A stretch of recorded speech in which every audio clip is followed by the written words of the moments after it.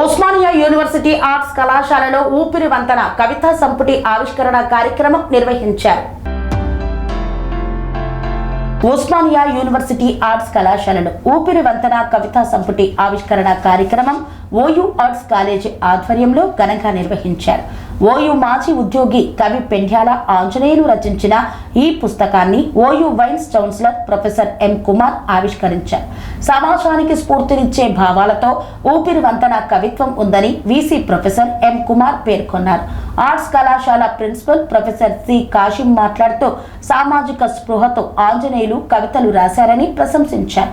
కార్యక్రమంలో ప్రొఫెసర్లు, విద్యార్థులు, సిబ్బంది పాల్గొన్నారు. నాకు అడుగడుగున అండగా నిలిచిన arts college principal professor Kasim గారికి మరియు నాకు సహకారాన్ని అందించిన ప్రొఫెసర్ ఎన్ బాదయ్య గారికి నా ఉదయపూర్వక అభినందనలు. మీ ప్రోత్సాహం లేనిది ఎక్కడో సాధ్యమయ్యే ఈ పుస్తక అంతరంగానికి సభ్యులకు తెలియపరిచిన విమర్శక ప్రజలకు ప్రొఫెసర్ ఎస్ రాజ్ ప్రభు గారికి హృదయపూర్వక కృతజ్ఞతలు. నా సాహిత్య ప్రయాణంలో తొలి అడుగు ఈ పుస్తకం వరకు నాకు దిశగా నిర్దేశం చేస్తూ వెన్నుకట్టి ప్రోత్సహించిన ఆత్మీయులు కన్నడ విభాగ లింగప్ప గారికి సభనీయంగా చేస్తున్నాను. అలాగే ఈ ఊపిరి వంతన ముఖ్యంగా ఆహ్వానితులైన arts college head of department Vijayalakshmi గారికి మరియు స్వాతి మేడం గారికి నాకు ఆత్మీయ బంధాలు. నా ఈ సాహిత్య ప్రయాణంలో నిరంతరం వెన్నట్టు ఉండి నన్ను ప్రోత్సహించిన వ్యక్తి నా చిత్రకారుడైన డాక్టర్ డి బాలకృష్ణ గారు, ఐఐటి దాసరా ఆయన ఆత్మీయంలోనే ఈ అక్షర సేకరణ భగవంతుడిపై భారం వేసి ఈ జీవిత భారాన్ని మోస్తూ వచ్చాను. సమాజంలో జరుగుతున్న అవాంఛనీయ సంఘటనలు చూసినప్పుడు నా మనసు వెలుగులాడేది. ఆవేదనను, ఆలోచనలు కేవలం కన్నీలుగా మార్చకుండా అక్షరాలుగా మలిచి మీ ముందుంటాను. ఈ ఊపిరి వంతన నా గతాన్ని, వర్తమానాన్ని కలిపే వారికి కవిత్వమే నా ఊపిరిగా, అక్షరమే నా ప్రాణంగా గడిస్తాను. నా అక్షరాలు మీ హృదయాలను ఆపుతాయని, నా చిరు ప్రయత్నాన్ని మీరందరూ ఆశీర్వదిస్తానని కోరుకుంటున్నాను. ఈ అవకాశం కల్పించిన ప్రతి ఒక్కరికి మరొకసారికి నా అక్షరాభినందనలు చేస్తున్నాను. ఇప్పుడు మీకు thank you. So Pendyala Nageswararao గారు. సో ఇప్పుడు పెండ్యాల నాగేశ్వరరావు గారికి, వరవరరావు గారికి, ఆంజనేయులు గారికి ఏ సంబంధం లేదు, ఏ రకమైన సంబంధం లేదు. ఇంటి పేరు, అలా ఇంటి పేర్లు చాలా ఉంటూ ఉంటాయి, ఒకరింటి పేర్లు మరొకరికి. కనుక ఒక కవి రూపొందడానికి కావాలందరూ కవులు కాదు.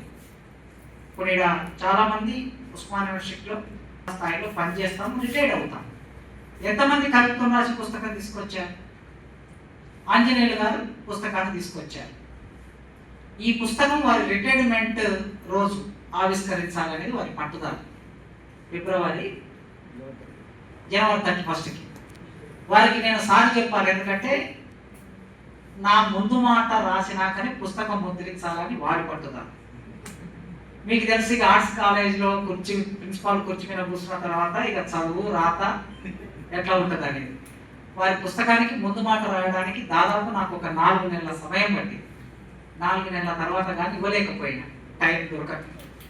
కానీ వారు రచయితలు ముందు మాటల కోసం ఇస్తారు. నా దగ్గర సంవత్సరం 2 ఏళ్ల కింద వచ్చిన ముందు మాటల కోసం వచ్చిన పుస్తకాలు ఉన్నాయి. ఏం చేస్తారంటే ముందు మాట రాకపోతే పుస్తకాన్ని ముద్రించేసుకుంటాం అనుకున్న సమయానికి. కానీ వారి లక్ష్యం ఏమిటంటే ఖచ్చితంగా నా ముందు మాట ఉండాలనేది వారి లక్ష్యం. అందుకే రిటైర్మెంట్ రోజు ఈ ఆవిష్కరణ జరగలేదు. అప్పుడు చెప్పాను నేను, ఆర్ట్స్ కాలేజీ తరఫున ఇది అఫీషియల్గా నీ పుస్తకాన్ని ఆవిష్కరించే బాధ్యత మాది. ఎందుకంటే నీకు సకాలంలో ముందు మాట ఇవ్వలేకపోయాను కనుక ఈసీగానే నీ పుస్తకాన్ని ఆవిష్కరిస్తారని చెప్పారు. ఆ విధంగా ఆర్ట్స్ కాలేజ్ ఇచ్చిన మాటని నిలబెట్టుకున్నది ఆంజనేయులు గారి కోసం. ఇక వారి నేపథ్యం చూసినప్పుడు కవిత్వంలో సామాజిక స్పృహ ఉంది. అందరూ సామాజిక స్పృహ ఉన్న కవిత్వం రాస్తారని ఏం గ్యారెంటీ లేదు. కొందరు కేవలం అమ్మాయిల అందం గురించే రాస్తారు, కొందరు ప్రకృతి గురించి రాస్తారు, పూర్తిగా ప్రకృతి గురించి, కొందరు దేవుళ్ళ గురించి రాస్తారు, లేదంటే కొందరు రాజకీయ నాయకుల గొప్పతనాన్ని పొగుడుతూ రాస్తారు, లేనిది కూడా ఉన్నట్లుగా రాస్తారు. కానీ పెండ్యాల ఆంజనేయులు గారు అలాంటి కవిత్వం ఎక్కడ రాయలేదు. కవిత్వానికి సామాజిక బాధ్యత ఉంటుంది అంటారు. శ్రీశ్రీ గారు కవి అంటే ఎవరండి అని ఎవరో అడిగారట మనలాంటి వాళ్ళకి. శ్రీశ్రీ గారు, మీరందరూ శ్రీశ్రీ గురించి చదువుకున్నారు కదా, ఎక్కువ చోట స్కూల్లో చదివి ఉంటారు. ఆయన ఏమన్నారో తెలుసా? కష్టజీవికి ఇరువైపులా ఉండేవాడే కవి అన్నాడు. కష్టజీవి అని మీరు రాయండి పేపర్ మీద. కష్టజీవి అని రాస్తే మొదలు కా ఉంటుంది, చివరికి నీ ఉంటుంది. కష్టజీవికి ఇరువైపులా ఉండేవాడే కవి అని అంత గొప్పగా వ్యక్తం చేశారు. కనుక పెండ్యాల ఆంజనేయులు గారు కష్టజీవికి ఇరువైపులా ఉండే కవి. ఆయన ఊహలోకంలో సంచరించే కవి కాదు, సంచరించిన కవి కాదు, వాస్తవాన్ని చూసిన కవి, వాస్తవాన్ని రాసిన కవి. ఆ వాస్తవాన్ని రాయడానికి వారికి ఉన్న నేపథ్యం ఏమిటంటే, భువనగిరి దగ్గర ఊరి పేరు ఏదన్నా బొందుగులు అనే ఒక విలేజ్ ఉంది. మీరు తెలంగాణ రైతాంగ సాయుధ పోరాటం పుస్తకం చదివితే పుచ్చలపల్లి సుందరయ్య గారు రాసిన పుస్తకమైనా, లేదా దేవులపల్లి రామంజీరావు గారు రాసిన పుస్తకమైనా, ఎవరు రాసిన పుస్తకమైనా తెలంగాణ రైతాంగ సాయుధ పోరాటం లేదా నిజాం వ్యతిరేక పోరాటం అనే పుస్తకంలో బొందుగుల గ్రామం పేరు ఉంటుంది. అంటే చరిత్రకి ప్రసిద్ధిగాంచిన గ్రామం ఆయన పుట్టినది. అంత మాత్రమే కాదు, ఆ చరిత్రలో భాగమైనటువంటి వారి నాయన పేరు నర్సయ్య, పెండ్యాల నర్సయ్య గారి పేరు కూడా ఉంటుంది ఆ పుస్తకంలో. అంటే ఆంజనేయులు మన ముందు కనిపిస్తున్నట్టే కేవలం ఆంజనేయులు మాత్రమే కాదు, ఆంజనేయులకు ఒక గొప్ప చరిత్ర ఉంది. నర్సయ్య గారు ఆరుట్ల రామచంద్రారెడ్డి గారితో కలిసి పోరాటం చేశారు. ఆరుట్ల కమలాదేవి, ఆరుట్ల రామచంద్రారెడ్డి అని ఇద్దరు ఉంటారు. వీరిద్దరూ ఆనాడు తెలంగాణ రైతాంగ సాయుధ పోరాటంలో నిజాంకు వ్యతిరేకంగా పోరాటం చేసి పోరాటంలోనే చనిపోయారు. అంత గొప్ప వ్యక్తులు. ఆ గొప్ప వ్యక్తుల నాయకత్వంలో వారి నాన్న పనిచేశారు. వాళ్ళ నాన్న పనిచేసి తర్వాత ఆయనకు ఆ రోజే తెలుగు ఉర్దూ చదవడం వచ్చు వాళ్ళ నాన్నకి. కానీ తన పిల్లల్ని బాగా చదివించాలనే కోరిక ఉండింది ఆయనకి. ఆ కోరిక ఉండటం మూలంగా, అంటే సమాజ స్పృహ ఉన్నది వాళ్ళ నాన్నకి, ప్రజల కోసం పోరాటం చేశాడు.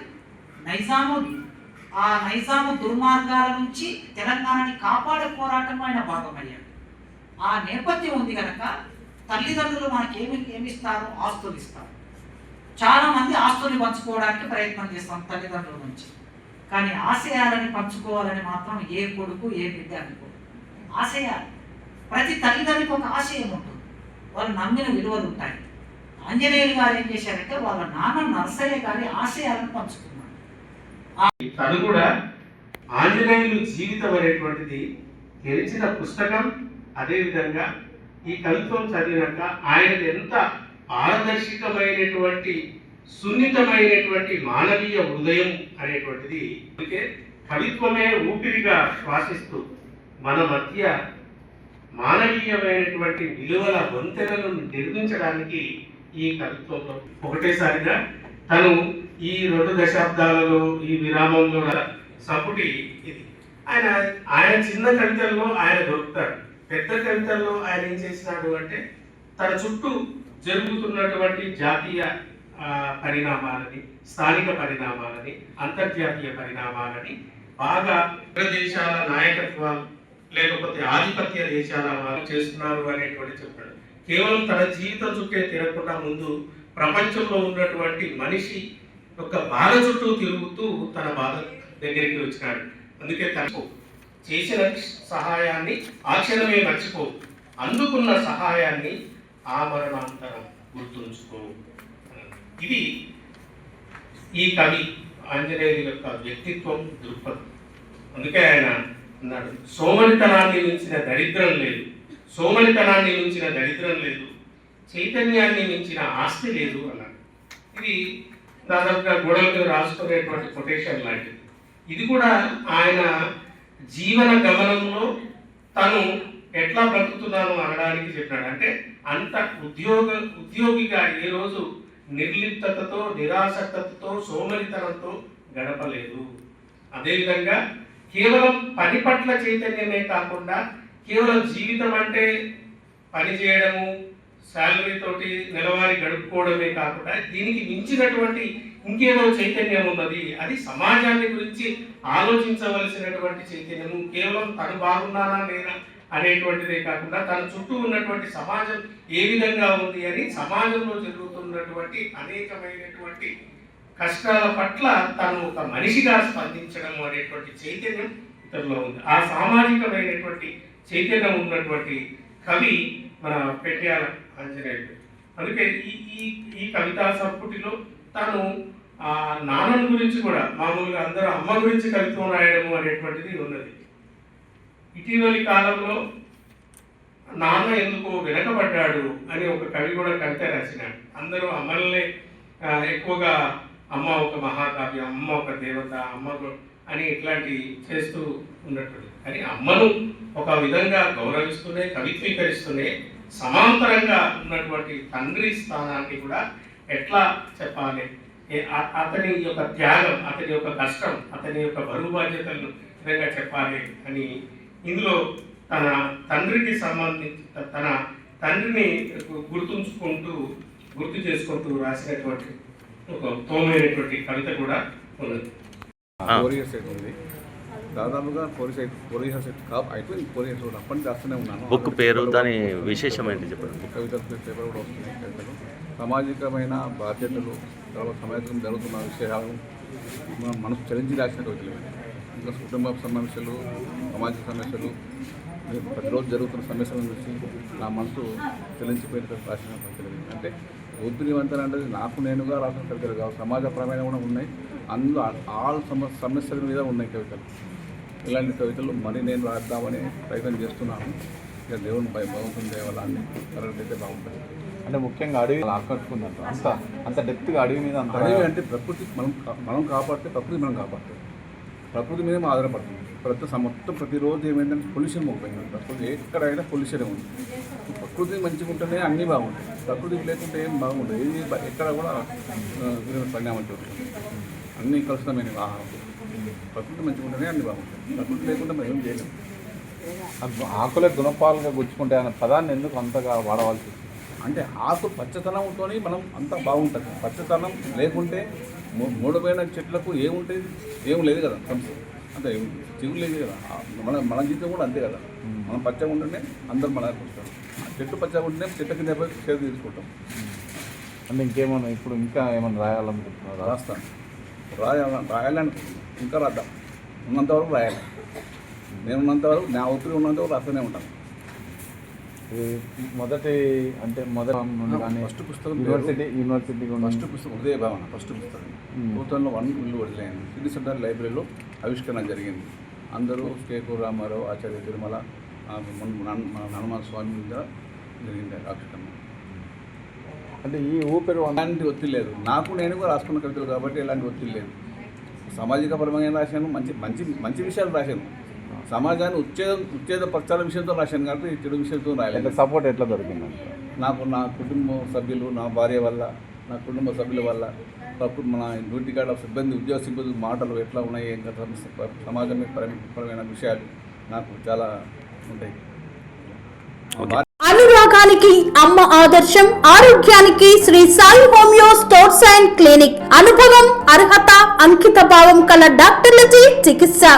అన్ని రకాల ఆరోగ్య సమస్యలకు నమ్మకమైన ఎంపిక Shri Sai homeo stores and clinic. Diabetes, కీళ్ల నొప్పులు, సయాటికా, వెన్నుముక సమస్యలు, థైరాయిడ్, నిద్రలేమి, మానసిక సమస్యలు, ఋతు సమస్యలు, అన్ని రకాల దీర్ఘకాలిక వ్యాధులకు ప్రత్యేక హోమియో వైద్యం. అందరికీ అందుబాటులో అంతర్జాతీయ హోమియో వైద్యం Shri Sai homeo stores and clinic. మీ ఆరోగ్య సమస్య ఏదైనా ఇప్పుడు పరిష్కారం సాధ్యం. సైడ్ ఎఫెక్ట్ లేని వైద్యంతో సంపూర్ణ ఆరోగ్యం కొరకు సంప్రదించండి Shri Sai homeo clinic and stores, Bhavani Nagar, Ambedkar Nagar road, old Alwal, Secunderabad. సంప్రదించాల్సిన ఫోన్ నంబర్స్ 90007517